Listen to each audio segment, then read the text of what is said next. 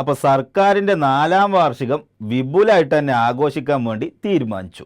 ഈ സർക്കാരിന്റെ 4ാം വാർഷികം ഏപ്രിൽ 21 മുതൽ മെയ് 30 വരെ വിപുലമായ പരിപാടികളോടെ ആഘോഷിക്കുന്നതാണ്. എന്നിട്ട് എന്തൊക്കെ പരിപാടികൾ, എവിടം വരെ എത്തി ഒരുക്കങ്ങളൊക്കെ? ജവാന്റെ ഉൽപാദനം വർദ്ധിപ്പിച്ചിട്ടുണ്ട് ഇവിടെ. അപ്പൊ നമ്മളൊരു ക്യാമ്പയിൻ ഉണ്ടായിരുന്നല്ലോ, എന്തായിരുന്നു അതിന്റെ പേര്? ലഹരി വിരുദ്ധ ക്യാമ്പയിൻ. ഒരു സൈഡില് ക്യാമ്പയിന്, എക്സൈസ് മന്ത്രിയുടെ പരിപാടി എന്താണ്? കള്ള് ഷാപ്പുകളെ ആധുനികവൽക്കരിക്കുക, നവീകരിക്കുക എന്നതാണ്. ക്യാമ്പയിനും പുതിയ നയവും, ഇത് രണ്ടും കൂടെ കണ്ടു നിൽക്കണവർക്ക് വല്ലതും പറയാനുണ്ടോ? കുടിക്കേണ്ടവർക്ക് ഇഷ്ടം പോലെ കുടിക്കാന്നാണ് സർക്കാർ നയം. എന്നിട്ട് മദ്യം കുടിക്കില്ല എന്ന് മന്ത്രിമാർ പ്രതിജ്ഞ ചൊല്ലി കൊടുക്കുക, ആളുകളെ കൊണ്ട് കുടിപ്പിക്കുക. ഓ, മുരളിയേട്ടം ലേശം ഗൗരവത്തിലാട്ടോ. അത്ര ഗൗരവമായിട്ട് കാണുന്നില്ല. കാണണ്ടെങ്കിൽ കാണണ്ട. അപ്പൊ ഗൗരവത്തില് നമ്മൾ കാണുന്നത് എന്തൊക്കെയാണ്? പ്രാകൃതമായിട്ടുള്ള അവസ്ഥയിൽ നിന്ന് മാറ്റി കള്ള് ഷാപ്പുകൾ എല്ലാവർക്കും വരാൻ പറ്റുന്ന ഇടങ്ങളായിട്ട്, കുടുംബസമേതം വരാൻ പറ്റുന്ന ഇടങ്ങളായിട്ട് മാറ്റുക. കുടുംബസമേതൊക്കെ ഷാപ്പിൽ പോവാന്ന് പറഞ്ഞാൽ അതൊക്കെ ഇപ്പൊ നടക്കുവോ? നോക്ക് നിങ്ങൾ എത്രത്തോളം ആകുന്നുള്ളത്. അല്ല, ഈ ഫാമിലി ആയിട്ടൊക്കെ പോകുമ്പോ എങ്ങനെയാ മന്ത്രി? അതിനുള്ള സൗകര്യങ്ങളൊക്കെ അവിടെ ഒരുക്കിക്കണോ? വൃത്തിയും ശുചിത്വവും കള്ള് ഷോപ്പുകളിൽ ഉറപ്പാക്കും. അങ്ങനെ ഷാപ്പുകളൊക്കെ വൃത്തിയാക്കാനുള്ള പദ്ധതികൾ കൊണ്ടുവരാൻ തീരുമാനിച്ചു. ബോധം പോവും മുമ്പ് ഷാപ്പിൽ നിന്ന് പോവുക, ഗാനാലാപനം പാടില്ല, ഷാപ്പും പരിസരവും വൃത്തിയായി സൂക്ഷിക്കുക, ഛർദി ഒഴിവാക്കുക. അല്ല, ഈ ഷാപ്പിൽ വരുന്നവരൊക്കെ അവിടെ വൃത്തിയില്ലെങ്കിൽ പ്രശ്നമാക്കലുണ്ടോ?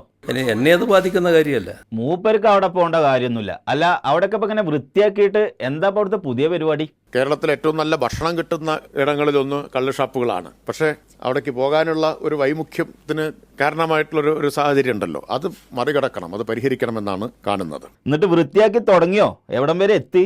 നല്ല മാറ്റം ഉണ്ടായിട്ടുണ്ട്. ഇപ്പോൾ പഴയതുപോലുള്ള ഈ തിരക്കും ഒന്നും ഇപ്പോൾ ഔട്ട്ലെറ്റുകളുടെ മുമ്പ് കാണാൻ പറ്റില്ല. സാധനം വാങ്ങാൻ പോണവരുടെ ബുദ്ധിമുട്ട് മന്ത്രി മനസ്സിലാക്കി. ആളുകൾ പോയി ക്യൂ നിന്ന് പത്രം കൊണ്ട് തലമറിച്ച് നാണക്കേടോടുകൂടി ചെയ്യേണ്ട ഒരു കാര്യമൊന്നല്ല ഇത്. അപ്പോൾ വാങ്ങുന്ന ആളുകൾക്ക് ബാക്കി ഏത് സാധനവും വാങ്ങുന്നത് പോലെ തന്നെ വാങ്ങാനുള്ള ഒരു അന്തരീക്ഷം ഉണ്ടാവേണ്ടതുണ്ട്. പച്ചക്കറിയൊക്കെ പോയി വാങ്ങണ പോലെ വാങ്ങാനുള്ള സാഹചര്യം ഒരുക്കി കൊടുക്കും. ഇപ്പോൾ കള്ള് ഷോപ്പുകളോടനുബന്ധിച്ച് നല്ല ഭക്ഷണശാലകൾ ആരംഭിക്കും. ഇതുവഴി കേരളത്തിൻ്റെ ഒരു തനത് പാനീയം എന്ന നിലയിൽ കള്ളും ഭക്ഷണവും ലഭ്യമാക്കും. അപ്പൊ നമ്മുടെ മദ്യവർജന നയം മന്ത്രി മറന്നോ? മദ്യവർജനത്തിലൂന്നിയ ബോധവൽക്കരണ പ്രവർത്തനങ്ങളിലൂടെ ലഹരിയോടുള്ള ആസക്തി കുറച്ചു കൊണ്ടുവരിക എന്ന അടിസ്ഥാന സമീപനം തന്നെയാണ് ഈ നയത്തിലും പ്രതിഫലിക്കുന്നത്.